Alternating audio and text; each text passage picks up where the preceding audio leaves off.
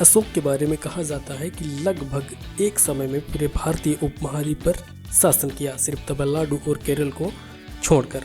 हम जिन शेरों के चित्र रुपया और पैसों पर देखते हैं उनका एक लंबा इतिहास रहा है। उनको पत्थरों को काटकर बनाया गया और फिर उन्हें सारनाथ में एक विशाल स्तंभ पर स्थापित किया गया। इतिहास में अनेकों महान राजा हुए, उनमें से एक राजा हुए अशोक। अशोक जिस साम्राज्य पर शासन करते थे उसकी स्थापना उनके दादा चंद्रगुप्त मौर्य ने लगभग 2300 साल पहले की।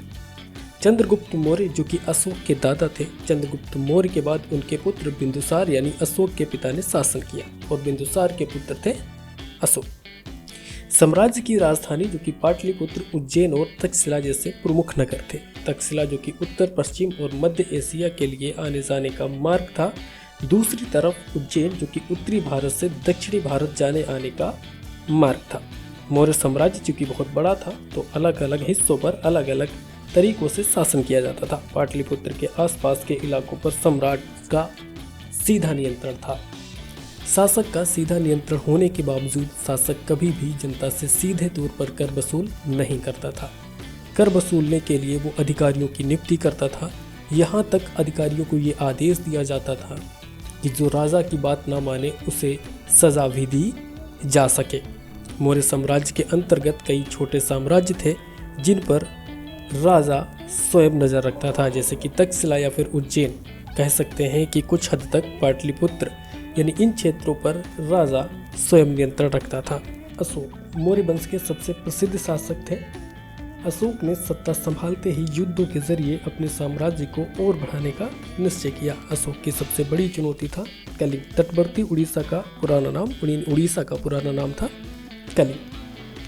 कलिंग समुद्र के किनारे बसा था और व्यापार के नजरिए से बहुत महत्वपूर्ण शहर था। अशोक ने इसे अपने साम्राज्य में मिलाने का निश्चय किया और कलिंग को जीतने के लिए एक युद्ध लड़ा गया। युद्ध लगभग 261 ईसा पूर्व में लड़ा गया। युद्ध इतना भीषण था कि चारों ओर लाशें बिखर गईं। 1 लाख से अधिक लोग मारे गए और 1.5 लाख लोग बंदी बना लिए गए और असंख्य लोग घायल हुए। युद्ध के बाद जब अशोक ने यह विनाश देखा तो उनका हृदय दहल गया। उन्होंने सोचा क्या यह मेरा कर्तव्य है? क्या राजा होने का अर्थ केवल युद्ध और रक्तपात है?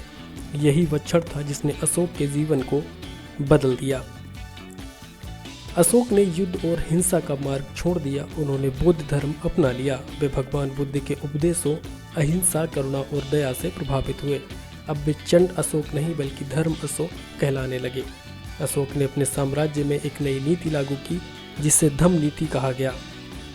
धम्म का मतलब माता पिता और गुरुजनों का सम्मान, सब धर्मों का आदर, प्रजा की सेवा, हिंसा से दूर रहना और जीव जंतुओं की रक्षा करना। अशोक ने अपने आदेश पत्थरों और स्तंभों पर खुदवाए।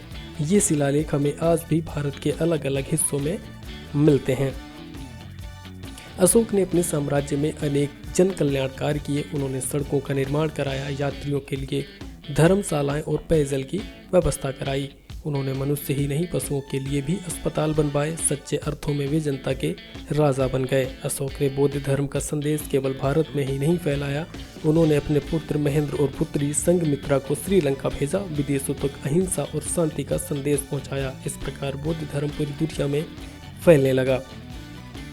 अशोक की सबसे बड़ी विरासत है शांति, अहिंसा और करुणा का संदेश। सारनाथ का सिंह स्तंभ आज भारत का राष्ट्रीय प्रतीक है। अशोक चक्र भारत के तिरंगे में अंकित है।